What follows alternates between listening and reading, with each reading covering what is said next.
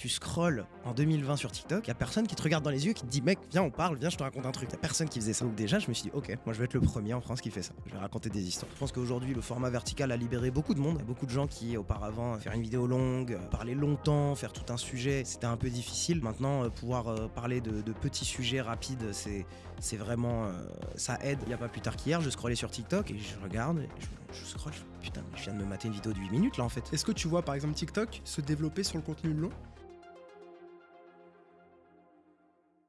Je déteste demander aux gens de se présenter.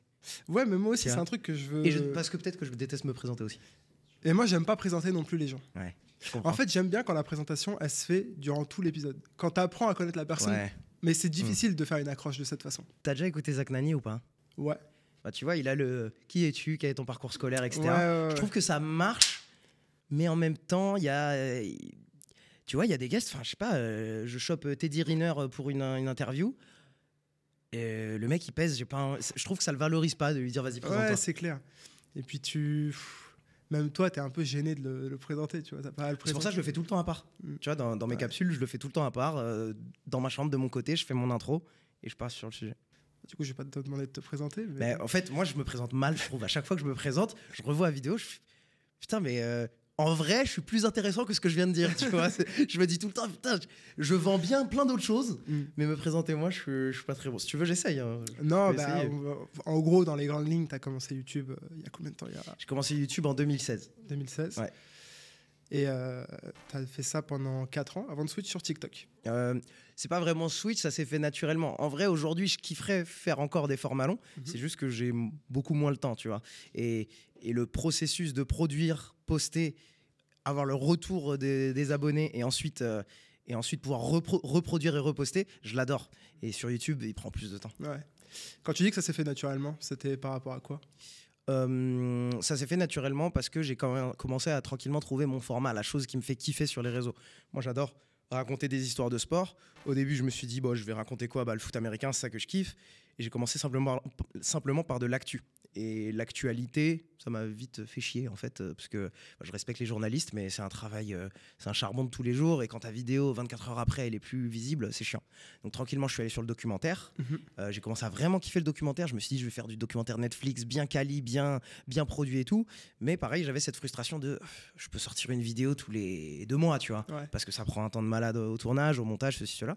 Et en fait, j'avais sorti un documentaire dont j'étais fier. Et je me suis dit, vas-y, je me mets au défi de raconter cette même histoire, ce même documentaire de manière quali, pareil, mais en 1 minute, 1 minute 30. Et donc je l'ai sorti. Et au début, je pensais que c'était stratégie de je vais faire ce vertical qui va attirer des gens vers le documentaire. Je me suis rendu compte avec 2 ou 3 itérations, en fait, je prends autant de plaisir. Il y a plus de vues sur ce truc qui n'est pas un teaser, c'est une histoire en 1 minute, c'est pas un teaser. Ouais, bien sûr. Et je me suis rendu compte, bah non, en fait, je prends beaucoup plus de plaisir là-dedans, donc je vais faire ça, tu vois. Et du coup, maintenant, je privilégie les très longs formats pour des trucs qui me font vraiment plaisir, comme le Super Bowl, des trucs comme ça. En vrai, c'est grave précurseur parce que en 2020, du coup, parmi les créateurs qui faisaient déjà des vidéos, par exemple, sur YouTube, il y en a beaucoup qui étaient là à dire ouais, le format vertical, moi, j'y crois pas. À juger TikTok, ouais. Et toi, t'as pas eu cette... non, parce que moi, j'ai toujours pris les réseaux comme un outil. Je suis pas attaché, amoureux d'une plateforme en particulier plus qu'une autre. Pour moi, tout ça, c'est un outil pour déployer mon message, déployer mon art. Il y a des moments où je me sens plus artiste, il y a des moments où je me sens plus média. Et pour moi, tout ça, c'est juste des outils. Donc, je suis pas attaché. Et j'étais un peu fier aussi d'être le premier sur TikTok. Je te le garantis, j'ai fait les recherches. J'étais le premier sur TikTok à parler et à raconter des histoires. À l'âge où encore tout le monde faisait des danses, des vannes, des ceci, des cela. Je crois que j'étais le premier à parler sur TikTok. Et ça, j'en suis assez fier. J'ai pas eu de couronne ni rien pour ça, mais... Ok. Et tu dis à raconter des histoires. Là, cette année, enfin 2023, du coup, tu as fait une conf à HEC. Ouais. Comment raconter une idée? Comment raconter une bonne Exactement. idée? Je te pose la question, du coup. Là, si tu devais me faire une petite masterclass en 5 minutes, comment est-ce que tu racontes une bonne histoire de 60 secondes à ton audience? Pour moi, il faut promettre quelque chose rapidement à ton audience, ce que tout le monde appelle le hook, l'accroche. Si tu promets quelque chose ou si tu attises, viens avec moi dans cette petite minute ensemble, tu vas vivre quelque chose et tu auras peut-être une récompense ou quelque chose, ou un dénouement à la fin qui va te faire vivre quelque chose. Ça, c'est la manière de faire rentrer quelqu'un. Ensuite, il faut avoir de l'empathie avec la personne qui est en face. Tu vas parler avec la bonne manière, le bon ton, le bon timbre de voix. Tu vois, moi, je parle d'une certaine manière parce que mon audience, c'est du 16-35 ans, majoritairement mec. Mais j'ai pas encore eu l'exercice, mais je pourrais adapter mon storytelling, ma manière de parler à une autre audience s'il le faut, tu vois. Donc c'est promettre quelque chose, parler avec le bon ton, rajouter un obstacle, rajouter des péripéties, parce que forcément une histoire après 10 secondes, si jamais il n'y a pas de péripéties, on commence à un peu se faire chier, et commencer à aller sur comment on résout les péripéties. Et moi, ma touche personnelle, ce qui est important pour moi, mais c'est pas la clé, moi c'est hyper important de personnaliser les choses. Je te raconte une histoire de quelque chose, par exemple, imaginons Roland Garros, on va documenter des histoires, je parle de ça parce que beaucoup de gens m'ont connu pour ça. J'ai raconté 12 histoires, mais pour moi c'était hyper important que ces 12 histoires elles soient liées à 12 personnes. Il se trouve que c'est un dispositif, un événement que je montre, un truc que je raconte, mais c'est 12 personnes pour moi. Et je pense que les gens accrochent beaucoup plus avec des gens. Donc voilà, pour moi c'est une accroche, une promesse, une péripétie, une personne, un ton de voix, et tout ça, c'est des ingrédients qu'il faut bien mélanger. En ce moment, je suis en délire de me mettre à la pâtisserie, et c'est des ingrédients qu'il faut mettre au bon moment, il faut les mélanger à un certain niveau, il faut casser le rythme à un certain moment, il faut savoir quand sortir ta vidéo, quand ne pas faire trop long, quand ne pas faire trop rapide. Moi, par exemple, si je peux me faire une autocritique, j'avais l'habitude de faire des conclusions un peu longues, tu vois, là où le viewer pouvait sentir le dénouement venir. Ça, c'est la dernière chose sur laquelle je bossais. Là, le dénouement, maintenant, je le fais arriver et je coupe un peu plus brut. Ça, tu t'en es rendu compte avec les analytics ou... Ouais, clairement, c'est avec les analytics. C'est en voyant que les gens partaient de ma vidéo. Et j'ai commencé à un petit peu tester de faire mon dénouement et un petit peu quitter plus tôt. Okay. Pas seulement juste pour optimiser les analytics, avoir mon taux de rétention, etc. Mais aussi pour me retrouver à donner cet effet au viewer ah, waouh, et boum, c'est fini. Que quelqu'un reparte. Et tu peux, ce que j'adore dans le storytelling sur les réseaux, c'est que si tu le fais bien, tu peux le comparer aux grands écrans. C'est pas parce qu'on fait du storytelling sur les réseaux qu'on est obligé d'être cheap. Il n'y a rien de pire que je déteste, c'est voir les intros cheap, faciles. Parce que pour moi, si tu fais bien, tu peux être comparable au cinéma, comparable à autre chose. Et un bon dénouement, je compare avec des films que tout le monde a vus, les bons Marvel, les bons Avengers, bah, tu restes jusqu'à la fin pour avoir la petite pastille après le générique qui va te faire waouh et te donner envie de regarder le prochain. Et ça, tu peux faire les mêmes ingrédients sur les réseaux. Mais c'est quand même difficile sur du format vertical Bien sûr. De véhiculer une émotion. Tu vois. Comment tu arrives à véhiculer cette émotion, toi ? Est-ce que tu as des tricks qui font que justement tu as cet effet waouh ? Alors, bien sûr, je pense que moins tu as de temps, moins tu as le temps d'inclure une émotion. Donc, en effet, sur du format court, tu vas être obligé, pour moi, je pense que tu vas être un peu obligé d'être un poil plus grossier. Mais c'est ça le défi pour moi. Pour moi, le défi, c'est pareil. Je viens du monde du sport et je faisais des analyses de sport au tout début. C'est facile de se poser à 3 mecs et de faire une analyse de match de 2 heures. Bah oui, je t'analyse les 50 options possibles que les gens auraient pu faire. Et oui, je suis un bon analyste. Mais est-ce que tu peux me faire une analyse concise, bien rapide, en 1 minute ou 2 ? Ça, c'est un vrai défi. Et pour moi, le défi est plus dur, en effet, de véhiculer une émotion en 1 minute, mais si tu réussis à le faire, t'es vraiment fort. Donc, c'est amener une émotion d'une manière, c'est raconter rapidement l'obstacle de la personne, raconter rapidement s'il y a un trauma, raconter le trauma, et le résoudre, encore une fois, avec le rythme qu'il faut, quoi. Tu donnais un exemple, tu parlais tout à l'heure des 12 personnes que tu avais mises en avant sur Roland Garros. Tu pourrais justement là mettre en exemple ce que tu es en train de raconter avec une de ces histoires. Ok. Donc par exemple, c'est la toute première. Donc à Roland Garros, j'y étais allé avec France Télévisions. Ils voulaient raconter un dispositif de tout ce qui se passe en dehors du terrain, parce que eux, ils filment à la télé. Il y a tout ce qu'il y a à la télé. Moi, je raconte tout ce qu'il y a en dehors du terrain. Et donc première histoire, ils m'ont dit, Samy, si tu peux faire une vidéo avec le fauconnier de Roland Garros. C'est un mec qui passe, il fait passer ses faucons, il dégage les pigeons pour pas que les pigeons soient là pendant la journée et qu'ils embêtent les matchs. En soi, il n'y a pas une histoire là-dessus. Enfin, oui, il y a une histoire. C'est intéressant de savoir qu'il y a son métier. Mais si tu le dis comme ça, voilà, en 10 secondes, c'est plié. Mais par contre, faire une intro un peu marrante, là, j'étais clairement sur un timbre de vidéo qui était vraiment plus humour. Donc là, tu vois, à ce moment-là, J'étais en mode, mon intro, c'était, il y a une organisation secrète chaque année qui essaye de contrecarrer Roland Garros, qui essaye d'annuler Roland Garros. Bien sûr, tu es un viewer, on te parle d'une organisation secrète. Ensuite, je casse ça, tu vois, c'est un rythme. Je monte très très haut dans les 2 premières secondes en te disant ça. Et ensuite, je te dis, bah en fait, c'est les pigeons. Ok, tu casses ça. Mais derrière, ok, j'ai fait mon ton humour et j'ai hooké la personne. Et ils veulent savoir maintenant pourquoi c'est les pigeons. Qu'est-ce qu'il y a à voir. Mais derrière, je te présente Michael, qui bossait dans une usine avant, qui cherchait une manière de sortir de ce métier qui lui parlait pas. Il y a eu ce problème de pigeons dans son usine. Il s'est éduqué lui-même. Il a commencé à apprendre ce métier. Il a commencé à résoudre ça pour sa propre entreprise, se créer une carrière. Et il me parle de son amour pour les animaux pendant le truc. Bah ouais, là, tu peux amener en 1 minute de l'émotion. Tu vois, rien que là, je te l'ai raconté. Je te l'ai mal raconté en plus. Hein. Je te l'ai pas bien raconté. Et tu peux voir l'histoire d'un mec qui se trouve une carrière et une passion. Ouais, là, c'est fort. Franchement, voilà. C'est très chaud. Et par rapport au code de TikTok, là, on parle de TikTok du coup. Tu sais, là, il y a les sous-titres, tu vois, qu'on voit partout. Toi, tu vois ça comment, les sous-titres? Je vois ça comment? Je vois ça comme...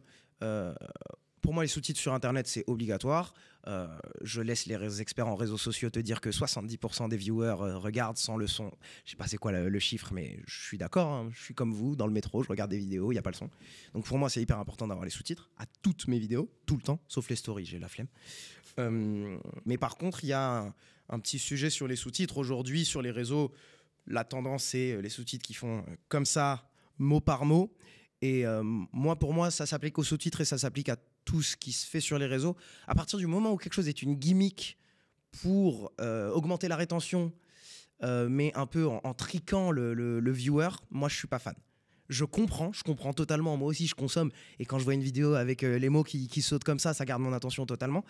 Mais je me l'interdis moi-même, ce genre de petit trick, parce que je me dis, ça m'empêche de faire une meilleure vidéo. Si j'ai besoin de ces sous-titres qui passent comme ça pour garder le viewer, c'est que ma vidéo, si j'enlève les sous-titres, elle est pas bonne. Donc, je m'oblige de faire la meilleure vidéo possible. Et moi, je voudrais que sans sous-titres, le viewer, il reste quand même. Tu vois ? Donc, c'est pour ça que moi, sur mes sous-titres, c'est une police simple, blanche, entourée, toute conne. Il y a 3-4 mots, donc quelqu'un peut le lire, peut le voir. Moi, simplement, je me suis donné le barème de est-ce que ma mère peut regarder ma vidéo et elle comprend. Tu vois ? Et les sous-titres comme ça, ma mère, elle ne va pas comprendre. Donc, et ça me permet de me défier, voilà, au niveau storytelling. Si t'es bon, t'as pas besoin des mots qui font comme ça. Pour moi. Ok. Tu parles de ta mère qui regarde tes vidéos. Là, justement, on parlait d'analytics tout à l'heure. T'as des personnes, nos parents par exemple, qui regardent tes vidéos, genre quand tu vois les tranches d'âge. Oui. Je suis assez fier, tu vois, dans ce monde des réseaux, d'être influenceur, jeune. On fait des vidéos dynamiques qui vont à 200 à l'heure. Je change de plan toutes les 3 secondes. Mais je peux te dire que sur ma répartition d'audience, j'ai plus de gens dans la tranche 25-34 ans que 24 et avant, tu vois. Et je suis assez fier de ça. Tu vois, quand des marques viennent me voir, c'est quelque chose que je peux mettre en avant, c'est cool. Mais derrière, voilà, je suis pas juste quelqu'un qui va nourrir des vidéos gamins. Non, un adulte qui kiffe ma vidéo, ça valide quand même, tu vois.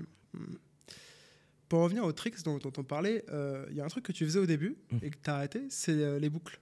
Oui. Pourquoi ? Pareil, tu vois, j'ai bien aimé le défi de le faire. Au début, tu le faisais pour les vues, enfin pour la perf, ou pour le kiff ? Alors, au début, je me suis rendu compte que personne ne le faisait. C'est pareil, quand je suis arrivé sur TikTok et Instagram en vidéo verticale, moi, je voulais voir ce que les gens ne faisaient pas. Les gens ne parlaient pas. Je me disais, putain, tu scrolles en 2020 sur TikTok, il n'y a personne qui te regarde dans les yeux, qui te dit, mec, viens, on parle, viens, je te raconte un truc. Il n'y a personne qui faisait ça. Donc déjà, je me suis dit, ok, moi, je vais être le premier en France qui fait ça. Je vais raconter des histoires.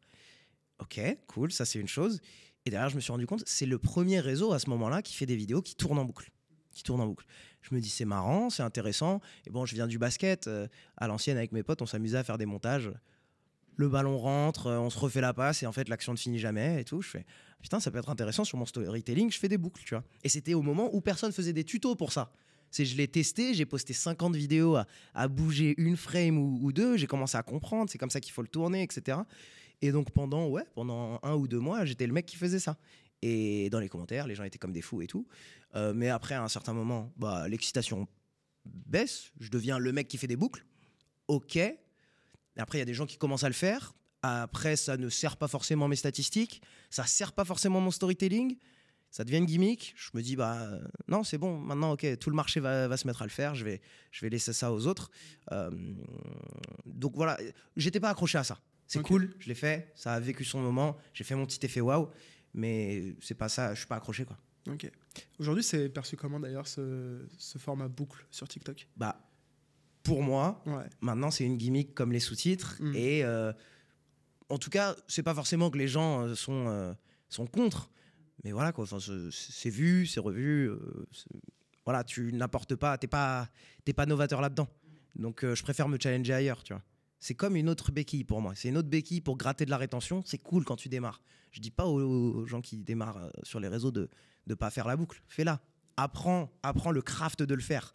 Mais par contre, c'est pas ça ta création. Tu vois. C'est vrai que oui, quand j'en faisais, j'ai bien fait des vidéos qui méritaient pas une histoire, mais j'étais tellement fier de mes boucles, je les enchaînais, je les faisais, tu vois. Mais non, c'est pas ça ton craft. Ok. Il y a un débat aussi qui est super intéressant dont je voulais te parler parce que ça date, je saurais même pas te dire quand c'était, mais j'avais vu passer un commentaire sur LinkedIn qui disait en gros le débat, le dilemme de la qualité versus la quantité. Et toi, tu avais répondu, moi je fais les deux. Moi je fais les deux. Tu peux en dire plus par rapport à ça? Je dors pas déjà. Non, en effet, oui, il y a un sujet qualité-quantité qui se fait sur tous les réseaux, sur toute la création. Moi, j'ai la chance, il y a très peu de créateurs qui font ça à temps plein. Et moi, j'ai toujours été convaincu que c'est important pour moi sur les réseaux, que ça soit filmé à la caméra, que ça soit joli, qu'il y ait une histoire, qui est. Et, est-ce que c'est pas un débat de perfectionniste? Oui, pour moi, c'est un débat de perfectionniste. Après, je bosse énormément d'heures, donc je comprends quelqu'un qui veut bosser des heures normales. Oui, en effet, tu vas te limiter à un nombre de quantités. Et moi, je suis vraiment tombé amoureux des réseaux sociaux en voyant sur YouTube des créateurs qui commençaient à filmer à la caméra, qui faisaient des vrais storytelling longs. C'était le prime de YouTube où les vlogs étaient de 10 minutes et tous les jours, il y avait une vidéo qui sortait. Et moi, je suis tombé amoureux de ça. Et donc, moi, j'ai vu, oui, ça existe des gars qui font de la quantité tous les jours. Ça existe. Casey Neistat, ça a été lui mon premier qui m'a fait ce truc, comme beaucoup de gens, c'est normal. Ouais. J'ai fait, ok, si le mec fait des vidéos de 10 minutes tous les jours, c'est faisable. Bon, derrière, moi, j'étais jeune à ce moment-là, je me rendais pas compte qu'il bossait jusqu'à 2h du matin, etc. Maintenant, je m'en rends compte. Mais pour moi, c'est faisable, tu vois. Et en fait, avec mes vidéos, avec mon format à moi où je raconte des histoires, je ferai pas le plus grand nombre de vues. Je suis pas le plus optimisé, je suis pas le plus... et c'est pas ça la course que je veux faire. Mais par contre, je veux faire les meilleures vidéos sur Internet. Et je veux faire les meilleures vidéos sur Internet, je vais en faire beaucoup. Genre, je suis fier, moi, de dire, quand je sors une vidéo, pour moi, ça, c'est une masterclass que des gens mettent 2 ou 3 semaines à faire. Okay. Et moi, tu vas l'avoir tous les jours chez moi. Tu vois ce que je veux dire? Ouais. C'est quoi pour toi les meilleures vidéos? C'est quoi une bonne vidéo? Est-ce que tu te bases sur ton ressenti? Est-ce que tu te bases sur, du coup, pas les chiffres en termes de vues, vu que tu dis que c'est pas ta métrique, mais tu te bases sur quoi? Moi, c'est personnel, hein, je ne parle pas du contenu des autres, je parle sur mes vidéos.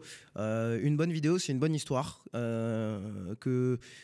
où n'importe qui ne touche pas forcément à la discipline ou au sujet de la personne est prêt à être emmené, à voir et a envie de vivre le moment avec la personne, tu vois.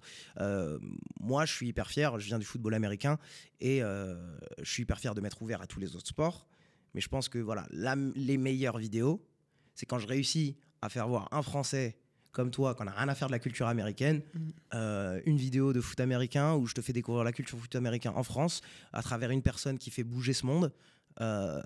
Et que oui, donc oui, en effet, je note la rétention. Tu vois, la rétention, c'est un chiffre qui est important pour moi, mais pas juste j'ai une bonne rétention, donc je vais faire des vues. Non, j'ai une bonne rétention, j'ai réussi à faire voir à quelqu'un une histoire. Il s'en fout de la discipline, mais il a été intéressé par l'histoire. Donc oui, je dirais la rétention. Ok. C'est qui tes créateurs préférés sur TikTok ou sur le format vertical plutôt? Sur le format vertical, c'est devenu un très bon ami, Victor Apchi, qui a lancé le guide ultime. C'était un des premiers qui racontait des histoires aussi sur TikTok. Tu vois, je scrollais encore en 2020 et ça y est, je vois enfin une tête de quelqu'un qui parle, qui raconte des trucs, qui fait des reviews de restaurants, tu vois. Et à ce moment-là, ok, je connecte. Je vois son compte, il fait des voyages en Asie et il documente à vélo sur son iPhone, tu vois. Et ok, il y a quelqu'un qui raconte des histoires, ça m'a rassuré, tu vois. Je fais cool. On s'est envoyé un message, on est devenus potes depuis, et à chaque fois qu'on se voit, c'est trop bien, tu vois. Donc il y a Victor côté en France. Après, il y a tous mes copains avec qui j'ai commencé YouTube au début, et c'est trop bien parce qu'on a commencé YouTube ensemble, encore à l'âge où sur les réseaux, c'était accepté de on va charbonner pendant 5 ou 6 ans et peut-être ça va payer dans 5 ou 6 ans. Aujourd'hui, c'est plutôt 5 ou 6 mois et encore. Donc, je passe un bonjour à tous mes potes, les Obsidia, les Briscoe, les Paf, les Rookix. On a tous notre univers, tu vois. Il y en a un qui fait du freestyle de basket, il y en a un qui fait de la review que de paires, il va te parler de paires tous les jours. Il y en a un qui va faire du gaming, etc. Et c'est trop cool, tu vois. On faisait des vidéos sur des terrains ensemble. Aujourd'hui, il y a le NBA Paris Game, on est tous invités par une marque, on a tous accès à des joueurs NBA et tout. C'est cool, tu vois. Donc maintenant, c'est de plus en plus des potes, tu vois, les créateurs que j'admire. T'as commencé avec eux parce que c'était tes potes et que vous vouliez faire des vidéos ensemble, ou alors vous vous êtes retrouvés sur ce sujet? On s'est découvert grâce à YouTube. Ok. Les créateurs basket, c'est qui? Tu commences à chercher qui fait ça aussi comme moi. On s'est rencontrés, viens en collab, viens on se rencontre, etc. Et aujourd'hui, même, il y en a qui se sont éloignés de la création de basket comme moi. Aujourd'hui, je parle beaucoup moins de basket. Il y en a qui font autre chose. Mais voilà, on est toujours potes de ça, quoi. Enfin, c'est des collègues, tu vois, c'est des métiers qui sont très solitaires. Ouais. À un moment, il faut trouver ta tribu, quoi. Ouais. Comment tu gères justement ça, la solitude, toi, par rapport à... Là, on cherche les conseils pour des gens pour ça, là. Parce que moi, je sais pas, s'il y a des gens qui peuvent me conseiller, moi, je la cherche encore, la solution à cette solitude. Ouais. Mais soyez honnête, je fais ce que je peux. Je rencontre des gens, je sors, je vois du monde pendant ma création. Des fois, quand je suis un petit peu en page blanche, je vais voir d'autres créateurs pendant qu'ils créent, ça me donne des idées.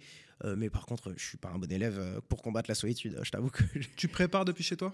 Ouais, je prépare depuis chez moi, je monte depuis chez moi, je sors pour les tournages. Et pour toi. Et pour toi.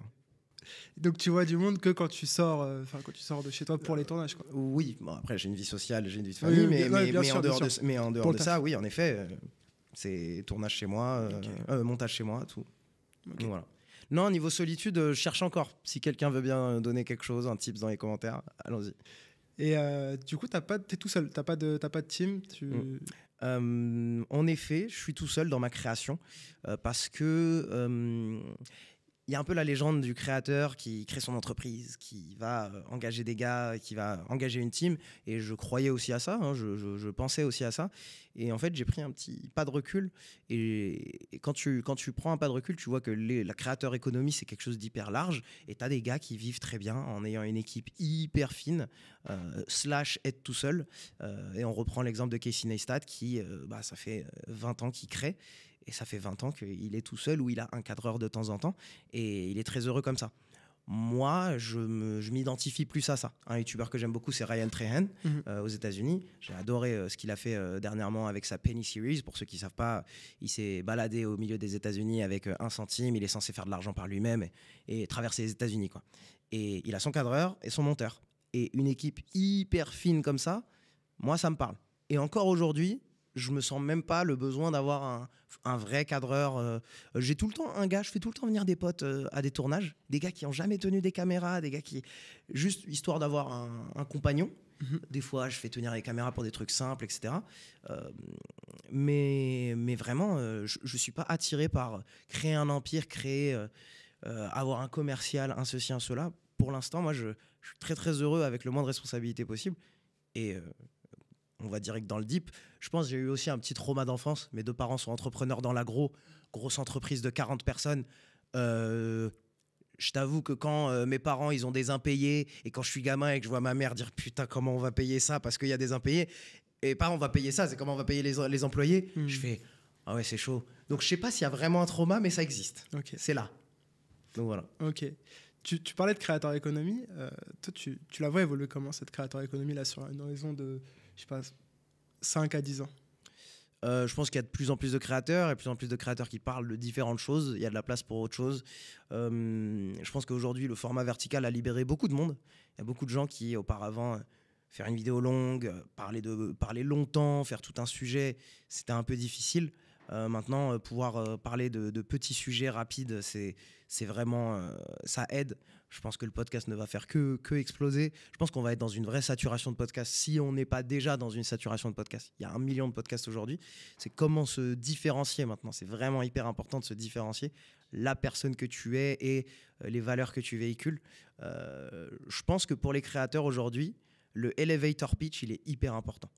Est-ce que tu sais me dire ce que tu fais et ce que tu fais de différent en une phrase?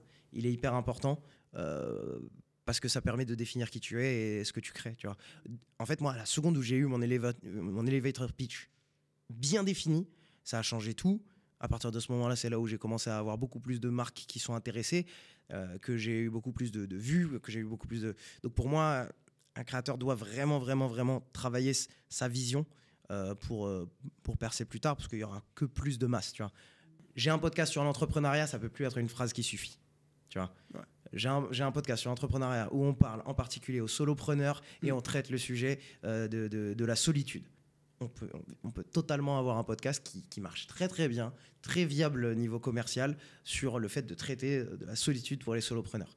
Et là, tu es beaucoup plus précis, tu vois. Ouais. Donc je pense que c'est ça le futur, c'est être beaucoup plus précis dans sa ligne. Ok. Génial, super conseil ça. Toi, c'est quoi t'as un elevator pitch aujourd'hui? Pour Derrière la bulle, je dirais que je voudrais qu'on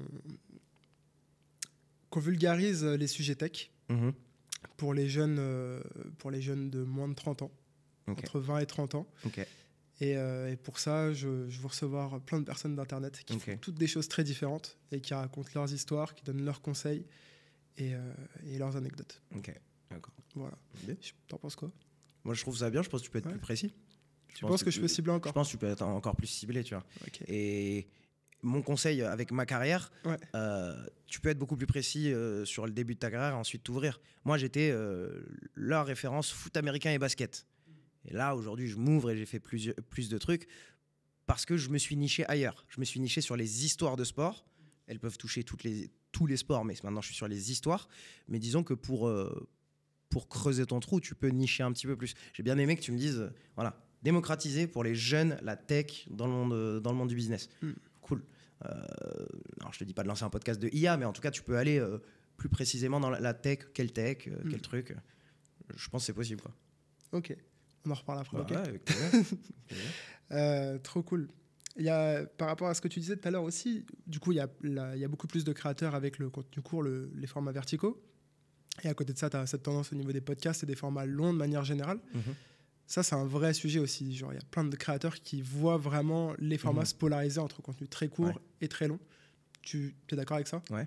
Tu vois les formats de vidéos de 10-15 minutes qu'on avait avant disparaître un petit peu? Non, je trouve qu'il y a la place. Je trouve qu'il y a la place pour tout. Et moi, ce que j'encourage, c'est... Bon, il y a 24 heures dans une journée, mais il faut faire tout. Il faut faire tout. Il y a des gens qui vont vouloir te consommer pendant 1 minute, il y a des gens qui vont vouloir te consommer pendant 10 minutes, il y a des gens qui vont vouloir te consommer pendant 3 heures. Tu vois. Et je pense qu'il y a la place pour tout, il faut se servir. Encore une fois, pour moi, tout ça, c'est des outils. Débattre entre la vidéo de 15 secondes ou de 3 heures, c'est un débat. Serre ton outil. Moi, ce que je veux, c'est raconter des histoires de sport. Je parlais avec un coach mental qui pensait à se lancer sur les réseaux. Sa mission, c'est pas choisir quel est le meilleur format de vidéo. Non, sa mission, c'est d'aider les sportifs à s'améliorer entre les deux oreilles pendant leur effort physique. Bah, si ta mission, c'est ça, il y en a certains que tu vas servir avec le podcast de 3 heures, certains que tu vas servir avec le podcast de 10 minutes, il y en a certains avec le clip de 1 heure et de 1 minute. Et prends ça comme des outils. Tu as une caisse à outils, tu l'ouvres et tu utilises tous tes outils. Internet te donne cette capacité de faire tout, fais tout. Alors bien sûr, tu auras la chose sur laquelle tu es spécialiste. Tu vois, aujourd'hui, je suis pas du tout le meilleur en vidéo longue. J'ai envie de m'améliorer en vidéo longue. J'ai toujours envie d'en faire. Pour moi, je suis très fort en vidéo courte. J'ai envie de m'améliorer en vidéo longue. Voilà, c'est ma caisse à outils. Elle est remplie d'outils. Il y a un tournevis, je le maîtrise très bien. Nickel. Il y en a un autre, pas aussi bien. Et je pense qu'il faut tous les utiliser. Je n'ai pas besoin d'un débat, tu vois. Ton podcast, là, ça se trouve, il y a une séquence de 10 minutes qui est hyper intéressante. Poste-la à part, tu vois. Et ça se trouve, il y a une séquence de 1 minute. Ça se trouve, faut pas hésiter. C'est des outils, tout ça. Et justement, par rapport aux plateformes, du coup, qui sont les outils, est-ce que tu vois, par exemple, TikTok se développer sur le contenu long? C'est possible. C'est possible. Et peut-être que ce sera pas le cœur de son métier, mais à nouveau, là, si tu veux qu'on parle vraiment nerd tech, etc., toutes les plateformes, elles répondent à la même chose. Hein. Tu as un bon taux de rétention ou pas?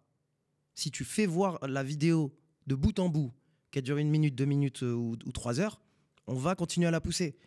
Il n'y a pas plus tard qu'hier, je scrollais sur TikTok et je regarde, et je scrolle, je fais putain, mais je viens de me mater une vidéo de 8 minutes là en fait. Bah, l'algo, il s'est dit, Samy va peut-être kiffer cette vidéo, on lui sert. Ouais. Alors oui, il n'y en a pas beaucoup, c'est pas le cœur de leur métier, mais si ça marche, vas-y. Tu vois. Moi, je suis décomplexé à propos de ça. Si j'ai une histoire de 8 minutes à faire, je la fais. C'est pour ça que je remercie mes partenaires qui m'accompagnent. Non, mais je remercie les clients que j'ai en ce moment qui comprennent ça. France Télé, le premier jour, attends, c'est quand même une grosse entité. Il m'ouvre Roland Garros, etc. Va parler au Fauconnier, fais-nous une vidéo d'1 minute. Je suis revenu. J'en ai une de 2,46. On poste. Ils ont fait, bah vas-y, let's go. Bah, elle a pété 200 000 vues, je sais pas quoi, tous les chiffres que tu veux. Bah, voilà, t'as une rétention, t'as une bonne histoire, elle mérite son temps, bah vas-y, let's go. Ça a toujours été le cas, ça? Ou alors en 2020, les marques voyaient le format non, vertical bien sûr que non. De façon. Bien sûr que non. Il a fallu du temps pour que je crée ma crédibilité. C'est normal. Tu sors de nulle part. Je parle pas forcément par rapport à toi, ton contenu, mais plus par rapport à la vision qu'ont les marques du format vertical. Est-ce que tu as constaté une évolution, même par rapport à d'autres créateurs qui font peut-être plus de contenu aujourd'hui avec des marques? Moi, je pense que sur le contenu vertical, les marques se sont très vite tournées, ont très vite été enclins au contenu vertical, parce qu'à l'ancienne, en tant que créateur qui vient de YouTube, à chaque fois qu'on faisait des vidéos YouTube, il y avait toujours le package de « alors s'il te plaît, on aura besoin de la story Insta, on aura besoin de ceci, cela ». En fait, il y a beaucoup de marques qui ont des KPI dans leur budget marketing, etc. Leurs KPI, ils sont plus vers Insta, parce que Insta te permet de ramener plus des gens sur un site par rapport à une vidéo YouTube, le lien dans la description, etc.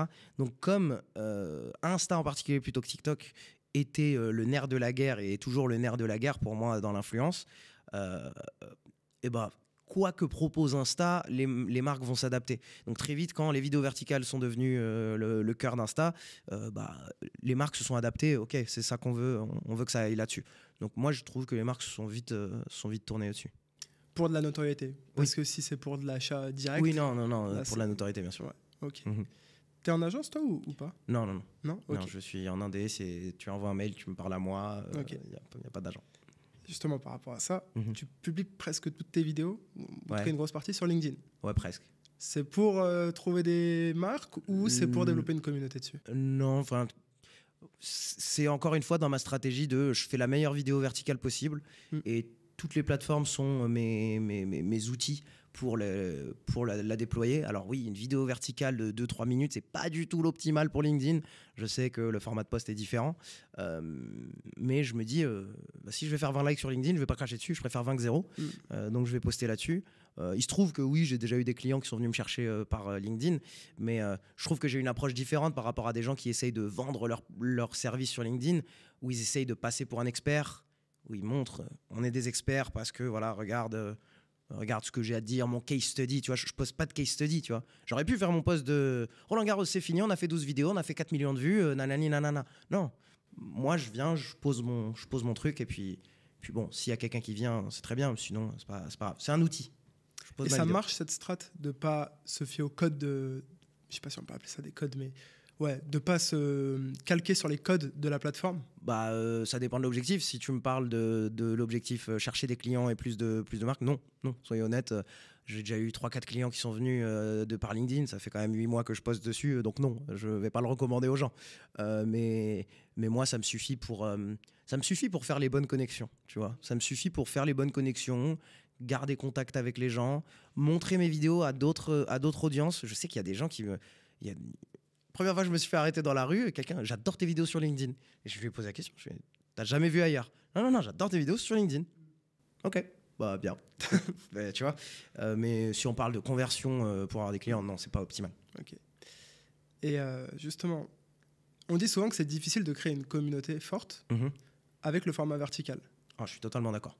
T'es d'accord avec ça? Je suis totalement d'accord. Okay. C'est pour ça que moi j'ai lancé les lives. Tu vois, les formats longs, tu peux avoir de l'engagement avec les gens. Les formats longs, c'est injouable niveau engagement de la communauté. Tu peux traiter 1 million de sujets et quand tu traites 1 million de sujets, y a un débat dans les commentaires, les gens vont venir. Moi, dans mes formats courts, je souffre d'un truc. Je suis très fier de mes vidéos, je les adore mes vidéos, mais je souffre d'un truc. Des fois, je pose des super histoires, on a un super taux de rétention, etc. Mais ça commente pas forcément. Tu vois, l'histoire est inspirante, l'histoire est cool, mais des fois, voilà, j'amène des histoires qui sont entre guillemets fermées. Voilà, tu as vu l'histoire, tu as vécu l'histoire, elle est cool. Mais le viewer n'a pas grand-chose à dire, tu vois. Donc c'est un petit peu dommage, tu vois. Donc oui, je suis totalement d'accord. Le format court, ça limite l'engagement des fans. Au début, tu parlais plus de toi sur tes vidéos verticales. Un petit peu plus, ouais. Est-ce que tu as remarqué une différence par rapport à ça au niveau de la communauté que tu avais autour de tes... Oui, parce que ma communauté était là pour moi au début. Maintenant, je suis un petit peu plus à mettre les gens en avant. Maintenant, j'essaie d'avoir un ratio un peu, tu vois. Je suis à 75% les autres, le reste seulement moi. J'essaie de m'inclure un petit peu à chaque vlog, histoire que tu sentes ma patte. Mais oui, c'est vrai que ça me permet de me montrer à plus de monde, de montrer d'autres gens. Mais pareil, tu vois, tu kills un petit peu d'engagement des fans les plus hardcore envers toi. Ouais. Ce podcast est sponsorisé par Crisp. Il y a un défi que la majorité des entreprises rencontrent, c'est le fait d'être submergé par les messages et d'avoir du mal à y répondre rapidement. Et Crisp, c'est la solution à ce problème. En centralisant tous vos canaux de communication au sein d'une même plateforme, en automatisant des réponses avec des chatbots et en créant une base de connaissances pour rendre vos clients autonomes, Crisp vous assure que chaque personne se sente entendue et aidée en un rien de temps. Et si vous souhaitez savoir ce qui rend Crisp vraiment spécial, voici quelques arguments. Des tarifs super attractifs avec une offre gratuite pour ceux qui se lancent, une adaptabilité à tous les secteurs d'activité, et pour couronner le tout, c'est du Made in France. Alors si vous souhaitez transformer votre relation client et offrir une expérience hors norme, cliquez sur le lien dans la description et démarrez votre aventure avec Crisp. Il y a un autre sujet où j'aimerais bien avoir ton avis et ta vision par rapport à ça, c'est les problèmes de concentration liés aux formats verticaux. Toi, tu le vois comme un problème ou pas ? Oui, totalement. Totalement. Moi, premier, avant d'être un créateur, je subis ça, tu vois. Et j'ai tout essayé, hein. Les temps d'écran, les applications qui t'empêchent d'ouvrir TikTok, les ceci, les cela. Et derrière, en effet, moi aussi, tu me mets devant une série Netflix, je suis beaucoup plus difficile à garder si rapidement, je suis pas hooké dans le truc.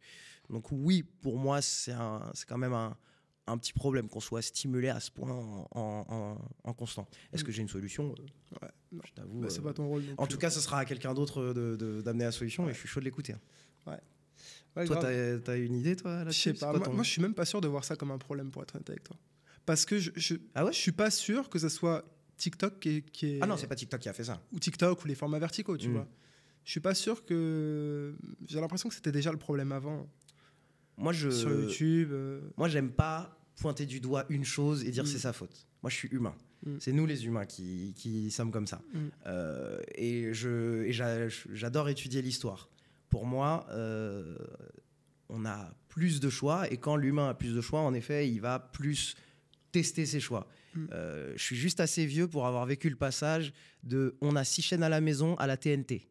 Bah ouais, mais on a 6 chaînes à la maison, je reste un peu plus longtemps, même si je me fais chier.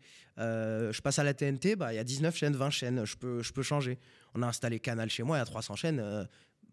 Je consommais la télé comme quelqu'un consomme TikTok. Hein. Tu te fais chier 20 secondes, bam, tu as 300 autres options.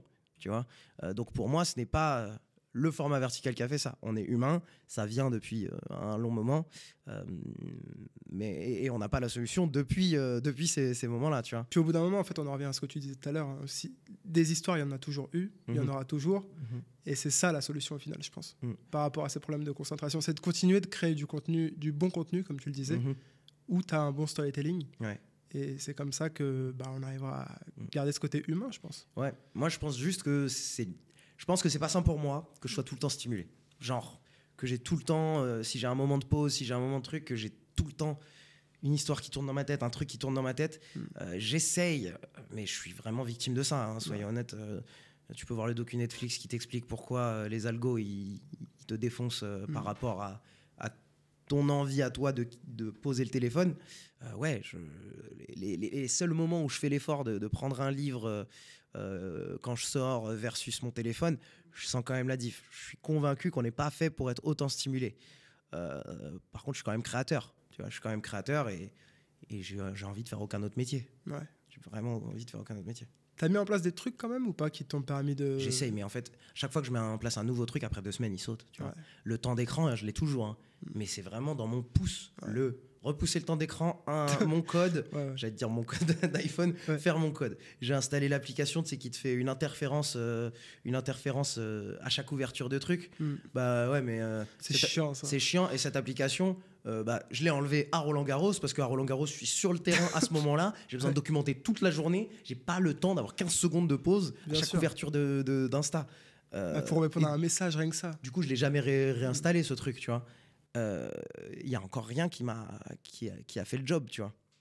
Ouais. Peut-être se séparer de... Mettre une Je l'ai fait, une je vraie l'ai fait. friction avec ton appareil. Je sais pas, quand tu travailles, tu ne le mets pas dans la même pièce que toi. Oui, là, j'essaye, mais tu vois, c'est pareil. Véritablement, la période où j'ai commencé à me dire je mets le téléphone dans une autre pièce, j'ai commencé à fréquenter une meuf. C'est tout con, mais c'est chaud de dire à ta meuf il est 22h, je te parle plus, je mets le téléphone dans la salle de bain. Bah non, il y a du lien social, t'as envie de dire bonne nuit, t'as envie de te parler. Ouais. On est ensemble depuis, pareil, je vais pas lui dire 22h, je te parle plus. Je te parle plus, tu vois. Donc voilà. Ok. Samy, c'est quoi du coup la suite là pour toi? Tu as les JO cette année, c'est ça? Tu as des idées de format? J'espère y être. C'est pas encore validé. Je croise les doigts. Je fais tout pour. Je me suis mis ça un peu comme objectif. Tu vois. J'avais des rêves quand j'ai démarré les réseaux. J'ai coché le Super Bowl. Paris 2024 arrive et j'ai pas forcément un affect si fort avec les JO. C'est juste que c'est là, c'est à Paris. Il va y avoir tout le monde. Je regretterais si je me donne pas à fond. Tu vois. Ouais. Je regretterais si je me donne pas à fond. Donc, c'est pour ça que je focus autant sur mon format, ma manière de créer, parce que je veux être prêt à faire les meilleurs trucs dont je serai le plus fier. Tu vois. Je veux revoir ces vidéos de Paris 2024 dans 20 ans et me dire c'est cool. Et pareil, encore une fois, je veux pas reposer sur des gimmicks des réseaux de 2024 dans ces vidéos, parce que je veux que ces vidéos verticales, elles tournent dans l'algo encore 3 ans, 4 ans. Je veux, alors pas juste pour les vues, je veux que il y ait des gens à Los Angeles 2028, quand ils sont en train de faire leur brief de c'est quoi les best trucs qui sont passés à Paris, je veux qu'ils voient ce que j'ai fait et qu'ils se disent il faut qu'on ait un gars comme ça. Ok, trop cool. T'as des idées de format déjà par rapport à ça? Des choses que t'as pas forcément faites mon format actuel de vloguer et montrer la vie de quelqu'un pendant un événement sportif, je l'adore. Et ça, je sais que je vais le faire. Des nouveaux formats, j'en suis pas vraiment sûr. Montrer de l'inside, c'est vraiment montrer de l'inside, ce qui me fait kiffer, montrer ce que personne ne peut montrer, c'est ça mon elevator pitch. Je suis Unseen Samy, je suis le monde du sport comme tu ne l'as jamais vu, et donc voilà, c'est montrer de l'inside qui passe pas à la télé, et tant que j'ai la capacité de montrer ça, je serai content. Tu parlais des lives tout à l'heure, tu as commencé là, décembre dernier, c'est ça? Super décision.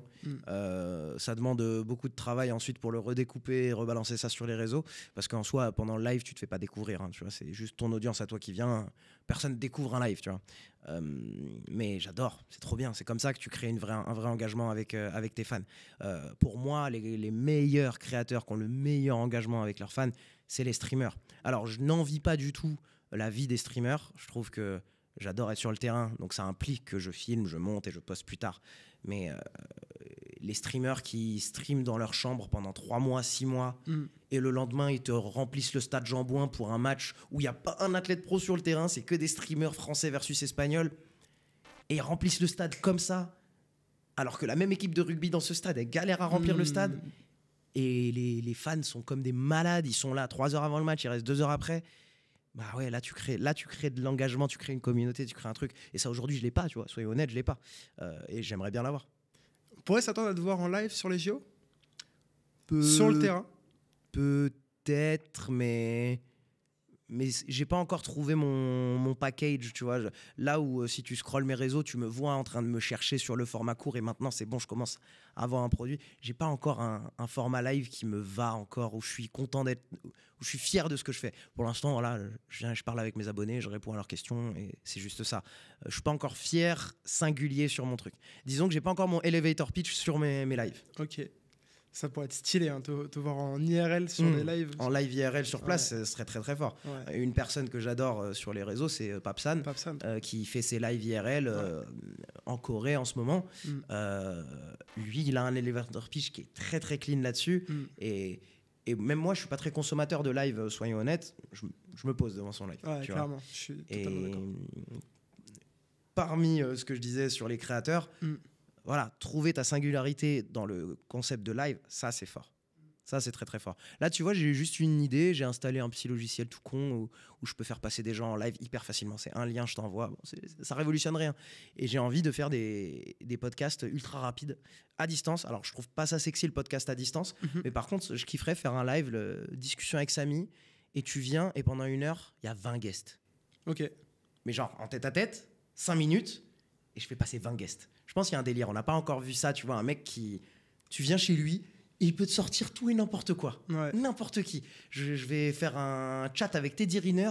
5 minutes après, je récupère un mec qui est dans l'art. Tiens, par exemple, je te donne un profil atypique. Il y a toujours un monsieur très âgé qui vient sur des grosses représentations sportives et qui fait des peintures bord terrain. Tu vois. Mais moi, quel délire si tu me dis que pendant un live stream, le mec, il a Teddy Riner et après, il parle à ce peintre. Et après, il parle à un autre mec. Et ensuite, on passe toi et moi. Ça, il y a un délire. Ouais. Ça, c'est singulier. C'est de l'organe, par contre. Ah oui, ça, c'est de l'organe. C'est pour ça que je t'ai dit, je prendrais quelqu'un pour gérer ça. Ouais, ok. Tu vois. Ok. Et pour après les JO, tu disais dans le podcast de Sans Stress que tu n'avais pas encore d'objectifs de fixer, etc. Ouais, j'ai prévu dans mon calendrier un burn-out en septembre. Moi, je prévois mes burn-out. Ok. Mais sinon, non, je sais pas trop, tu vois. Ouais, en fait, je sais pas où ça va, mais j'adore ce que je fais. Ouais. Tu vois. Ça me fait très peur de pas avoir d'étoile polaire, de but ultime, entre guillemets. L'argent, ok, mais derrière, voilà, avoir un but ultime, c'est toujours cool, tu vois. Et ça, je l'ai pas. Soyons honnêtes, je l'ai pas et je cherche ça encore. Ça me trotte dans la tête parce que je me dis, si j'ai fini mon jeu, j'ai pas fini le jeu, tu vois. Je n'ai pas le million d'abonnés, je fais pas des millions de vues, je suis pas millionnaire, etc. Mais est-ce que j'ai pas fini mon jeu à moi? C'est tôt. C'est tôt. Putain, t'es jeune pour finir ton jeu à toi. Et je pense il faut juste que je trouve quelque chose qui m'excite de différent, tu vois. Avant, c'était le Super Bowl, du coup. Avant, c'était le Super Bowl, clairement. Tu vois. Et maintenant que je l'ai fait, je vais le refaire l'année prochaine. C'est cool. Enfin, cette année, c'est cool. Mais c'est fait, quoi. J'ai pas envie de devenir... moi, je veux pas devenir journaliste. Je veux pas devenir le mec... cette année, tu vas me voir là. Cette année, tu vas me voir là. Enfin, voilà, tu vois. Que tu connaisses mon calendrier, parce que bon, c'est lui qui touche les sports, il est partout. Non, je veux qu'à chaque fois, tu sois un peu étonné, tu vois. Ouais. Inox, aujourd'hui, il monte... le Kilimanjaro, il monte l'Everest. Il monte l'Everest, bah putain, tu l'attendais pas là-dessus. Et tu l'attendais pas là-dessus, et je l'ai déjà entendu dans un podcast, il dit j'ai un autre truc après encore plus ouf. Ouais. Tu vois, je sais pas ce que c'est, mais bah ouais, c'est ça que je veux, tu vois. Pour moi, j'ai pas monté mon Everest. Bah ouais, non, tu peux. Clairement pas. Mais je sais pas ce que c'est le prochain Everest, tu vois. Ouais, c'est intéressant ce que tu dis. Je savais pas qu'il avait dit qu'il avait déjà un projet pour l'après. Il y a déjà un truc après. C'est fort, hein. Bah ouais. Après, bon, il est entouré, donc il doit avoir des gens qui lui donnent des idées aussi, tu vois. Peut-être que j'ai une petite période de jachère où je me pose, je rencontre des gens, je découvre des trucs. Peut-être je m'intéresse à autre chose. Les lives, ça peut te permettre. Mais oui, les lives, ça se trouve, c'est un délire de live. Ça se trouve, demain, je commence à un peu prendre de l'âge et j'ai la flemme de faire des montages toujours. J'ai monté jusqu'à 2h du matin encore aujourd'hui pour encore une histoire. Ça se trouve, demain, j'ai la flemme, je deviens un créateur live et je me monte une team de 3-4 monteurs qui me font des verticaux H24 et des formats moyens H24.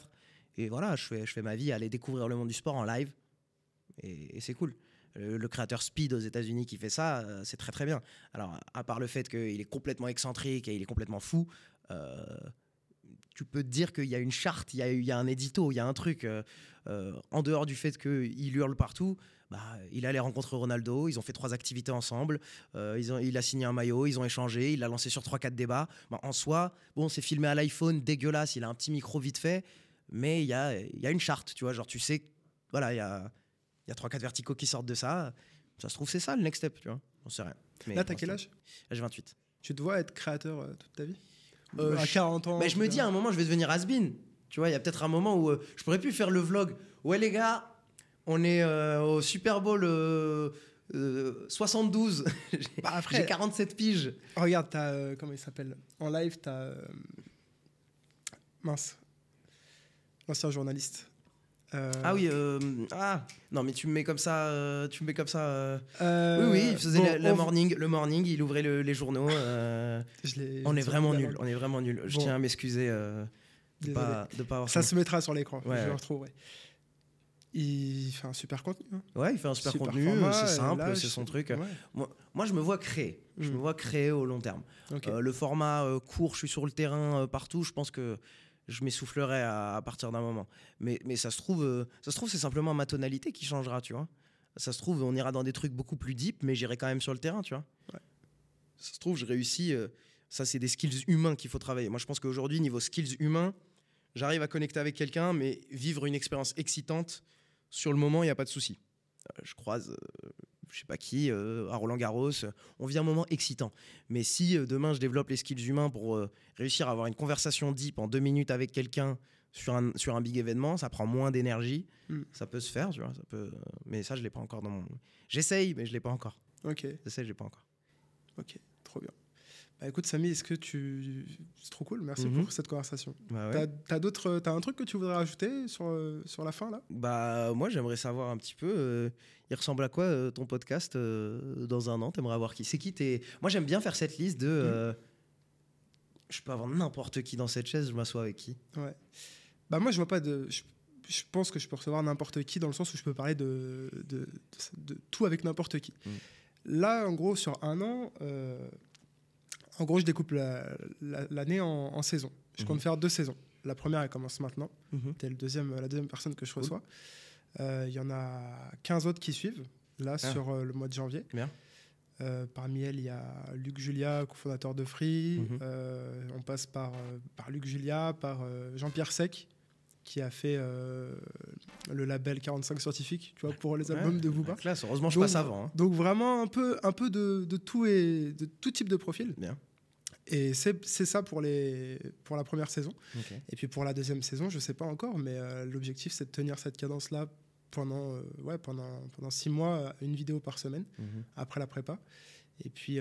mais là, t'es pratique, fais-moi rêver. Fais-moi rêver, tu as n'importe qui dans cette chaise, tu kifferais avoir qui? Là, cette année, moi, cette année, je voudrais discuter avec Xavier Niel, tu vois. Ok. Parce que, tu vois, tout à l'heure, tu parlais d'IA. En vrai, c'est un sujet qu'on traite vraiment en profondeur sur le podcast. Je veux pas parler que de ça, c'est pour ça que là, on en a pas trop parlé. Mais on va en parler peut-être.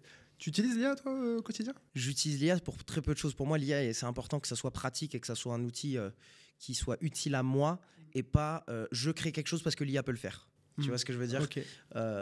J'ai utilisé l'IA 3-4 fois. Et donc, voilà, encore une fois, pour moi, si l'IA peut m'aider, c'est très bien. Je suis un peu maniaque des outils. Tu vois, sur LinkedIn, on voit tout le temps passer les 5 meilleurs outils pour faire ça, les 5 meilleurs outils pour faire ça. Et à l'ancienne, j'étais hyper boulimique des outils, d'ajouter des outils. Ah, il faut que j'ai un Airtable pour ça, il faut que j'ai un ceci pour ça, il faut que j'ai un... Et en fait, maintenant, j'ai simplifié ma production, j'ai simplifié ma vie et tout. Et je suis le minimaliste des outils. Donc, quand l'IA est arrivée, ok, cool, mais je garde un œil en mode... Je me documente, j'apprends. C'est hyper important d'apprendre. Il ne faut pas être fermé non plus. Je dis tout le temps, la pire des choses, c'est de devenir un vieux con. Il ne faut pas devenir un vieux con.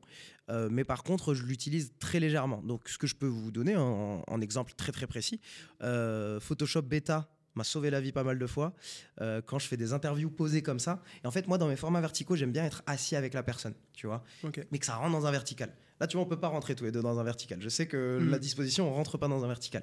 Pour moi, c'est important qu'il y ait au moins une petite image dans ma vidéo TikTok, même si c'est juste un podcast, un échange, tu vois, le storytelling, même si c'est juste un échange, pour moi, c'est important de montrer aux viewers, on est dans la même salle. On est dans la même salle, on est ensemble, il y a un échange, on est proche, il y a de la proximité. Et donc, pas mal de fois, quand je pose mes trépieds comme ça, tu vois, si j'ai pas le temps, l'athlète, il arrive, j'ai 4 minutes avec lui, Samy, on te fait rentrer. La pire des choses, c'est quand l'athlète, il est comme ça dans la salle et il attend pendant que je mets les trépieds. C'est horrible.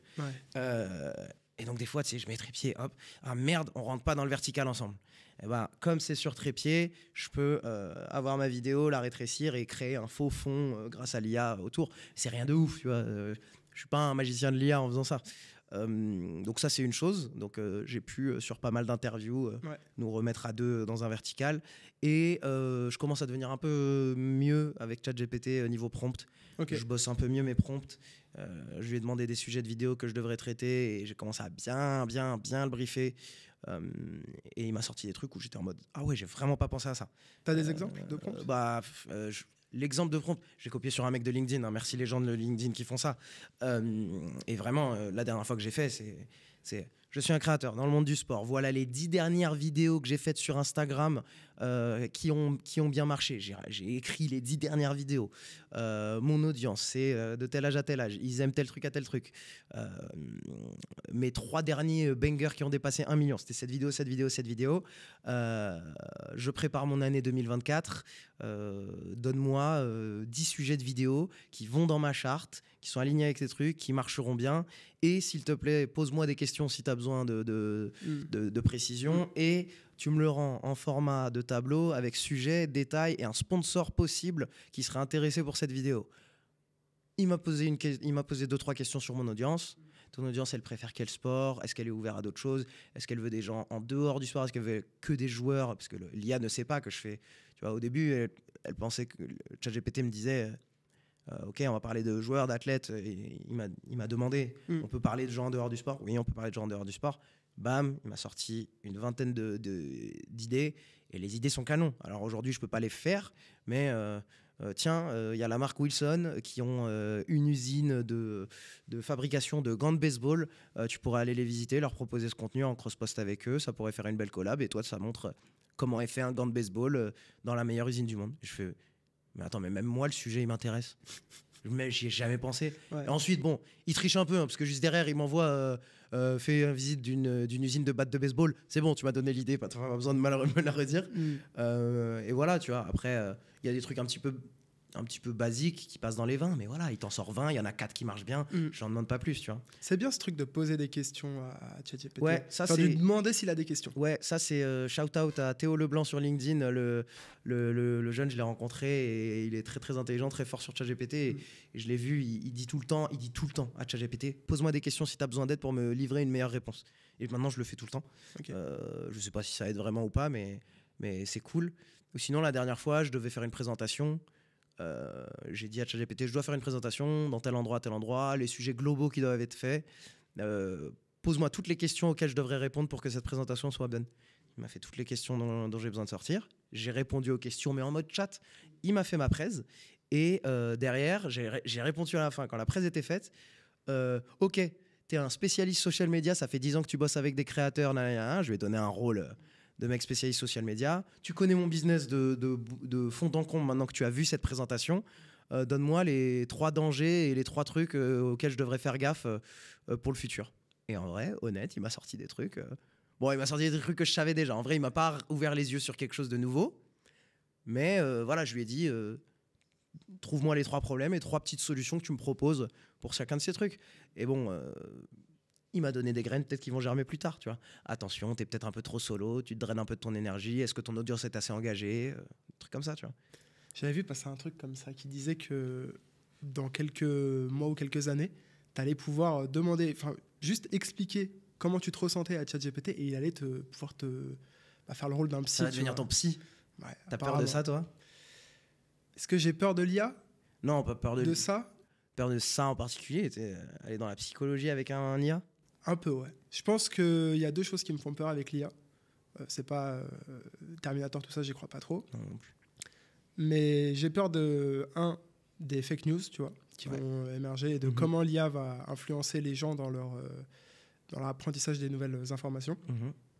Et de 2, dans la façon dont les humains vont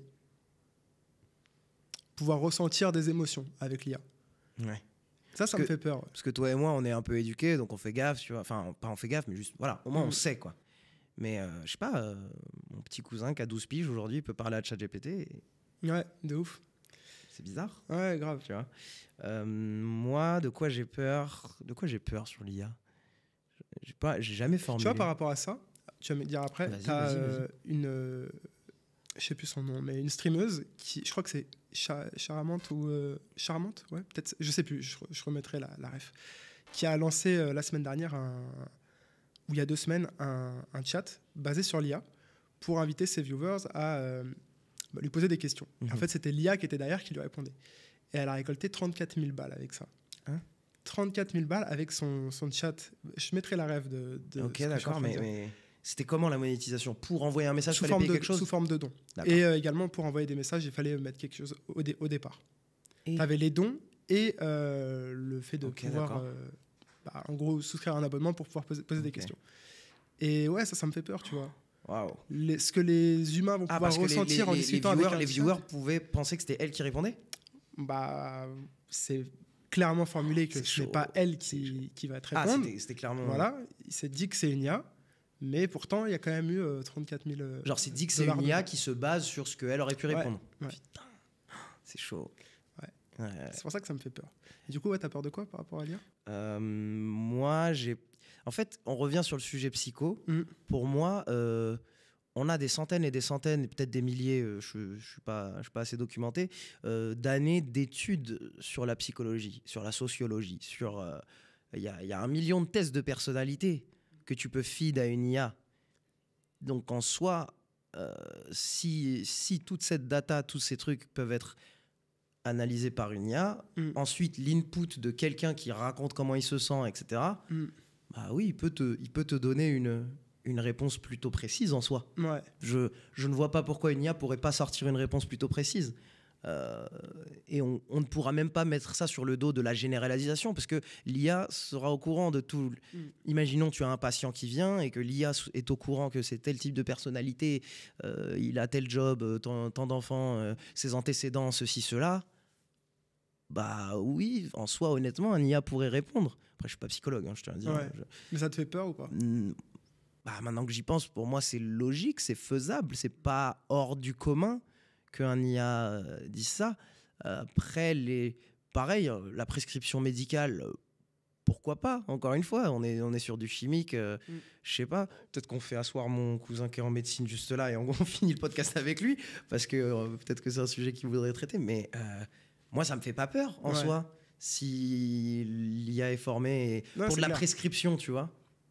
Ça me fait pas peur. Je suis d'accord. Non, pour moi, c'est l'interaction avec les humains. Pour moi, il y a clairement l'économie de la solitude est à son maximum aujourd'hui. On ne peut que continuer vers ça. Ça, c'est une chose qui me fait peur. J'ai pas encore formulé exactement ce qui me fait le plus peur pour l'IA, en vrai. Moi, j'ai pas peur de me faire remplacer. Ça, c'est faisable, je le sais. Même moi qui suis créateur avec une personnalité, je sais que ça, je vais pouvoir être remplacé. Ok, ça va arriver. Mais non, je sais pas encore ce qui me... À part la solitude à un degré gigantesque, les fake news en effet, j'ose espérer que l'IA aidera plutôt à valider les news ou pas. Tu vois, une IA où tu peux faire passer ton lien, ta news, est-ce que c'est fake news ou pas? Alors, rien que le petit truc sur Twitter qui te valide ou pas, un tweet qui a été beaucoup retweeté, est-ce que c'est vrai ou c'est fake? Ça, c'est cool. J'ose espérer, mais je n'ai pas encore formulé. Je pense que ça va être... Toi, raconte-moi, vas-y, que je me ressorte avec un petit... T'as 2-3 trucs IA que tu utilises vraiment. Moi, je veux être pratique. Dis pas que tu fais des magnifiques images avec un truc que tu postes. Je m'en fous. Qu'est-ce qu'il y a de pratique? On a reçu Valentin Richard sur ce podcast et il donnait du coup comme pratique un truc que j'utilise maintenant tout le temps. C'est en gros pour chaque conversation, tu donnes un rôle à ton IA. Et du coup, moi, j'utilise chaque conversation à un objectif spécifique. Genre pour le sport, j'ai une conf. Pour Derrière la bulle, j'ai une conf. Pour Crisp, mon taf avec Crisp, j'ai une conf. Et en fait, j'essaie de faire ça sur plein de sujets. C'est encore à développer. Mais ouais, ça, c'est très pratique. C'est un truc que j'utilise. Et en fait, du coup, ta conf a tout l'historique de tes anciennes demandes, tes anciennes infos. Et ouais, ça te permet d'avancer, en gros, avec un assistant. Ça, c'est cool. Ok. Genre, tu vois, tu es tout seul aujourd'hui dans ton taf. Tu pourrais te faire une conf pour, je sais pas, une personne, un rôle bien spécifique. Je sais pas, là, je l'ai pas comme ça. Ouais, mais moi, ce que je veux, c'est ce que je dis tout le temps. Et les gens, ils disent « Ah, ça, c'est pas possible, l'IA peut pas encore le faire. » Moi, je veux une IA qui est intégrée dans mon ordi, où je peux foutre ma carte SD, et il connaît mon arborescence tout le temps de fichiers. Elle, c'est toujours la même. Je suis organisé quand même comme mec. Il connaît mon arborescence de fichiers. Il sait, la carte SD est rentrée. On balance les fichiers là-dedans. On ouvre Final Cut.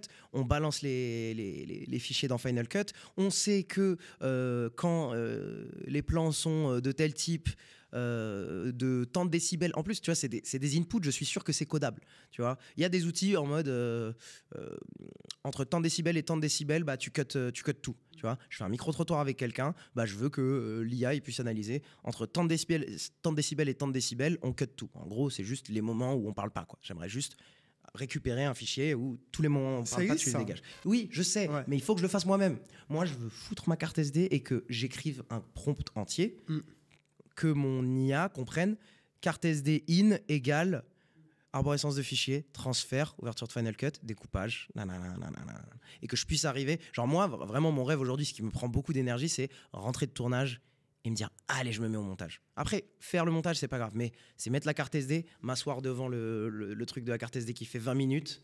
Là, tu vois, je m'assois, j'ai fini un tournage, je suis mort, et commencer à faire le truc. Donc moi, ce serait mettre la carte SD. Aujourd'hui, je le fais avec des mecs. Des fois, j'ai un assistant qui vient, il met la carte SD, il sait mon arborescence, mon ceci, mon cela, et moi je rentre chez moi, je me douche, je mange, et ensuite je peux enfin commencer à monter, tu vois. Et une IA inclus dans mon ordi, c'est faisable, ça. Je suis désolé les gars, c'est faisable. Il n'y a pas encore quelqu'un qui m'a résolu ce problème. On va y arriver, je pense. Ouais, j'espère. Samy, où est-ce que tu veux rediriger les gens? Dehors, sortez dehors, lisez des livres, parce que je viens de vous dire mes problèmes d'être tout le temps dans des écrans et je vous dis allez voir mes réseaux. Bon, c'est cool, mais non, si vous pouvez, si vous voulez venir quelque part où je pense qu'on va bien connecter ensemble, allez sur mon compte Instagram, Samy Explique. C'est là où je poste toutes les choses vraiment perso. Tous mes extraits de live, tous mes moments où on parle de tout et de rien qui sont pas forcément du sport. Je pense que c'est là où c'est le plus intéressant pour connecter avec moi. Si jamais j'ai dit quelque chose qui vous intéresse et vous voulez qu'on discute, venez sur mon compte Samy Explique sur Instagram. C'est là où je fais mes lives et c'est là où on échangera le mieux, je pense. Donc voilà. Après, pour les histoires de sport, ça se passe sur Unseen Samy. Donc voilà. Super. Merci à toi. Merci de m'avoir reçu. Bah écoute, grand plaisir.